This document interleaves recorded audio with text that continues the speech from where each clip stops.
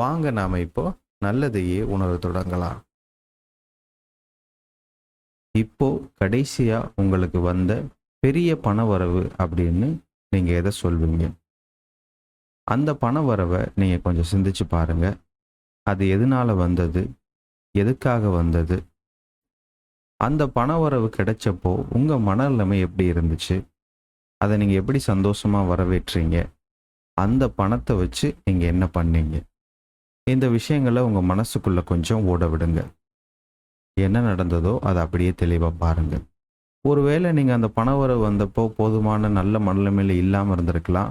But இப்போ அந்த நல்ல மனநிலைமையை கொண்டு வாங்க. நல்ல தெளிவா காட்சிகள பாருங்க. மறுபடியும் ஒரு தடவ அத அனுபவிங்க மனசுக்குள்ள. வீடியோவ பாஸ் பண்ணிட்டு இத தெளிவா செய்யலாம். ரொம்ப முக்கியமான விஷயம். அதனால வீடியோவ பாஸ் பண்ணிட்டு கொஞ்சம் தெளிவா பண்ணுங்க. இப்போ பண்ணி முடிச்சதுக்கப்புறம், நீங்க அத அப்படியே தெளிவா நீங்க உங்க காட்சியில என்ன பார்த்தீங்களோ, என்ன நடந்ததோ அத பார்த்தீங்க இல்லையா? அந்த பார்த்த விஷயங்கள நீங்க பார்த்த மாதிரியே இப்போ எழுதுங்க. கம்ப்ளீட்டா தெளிவா எழுதுங்க. நல்லது.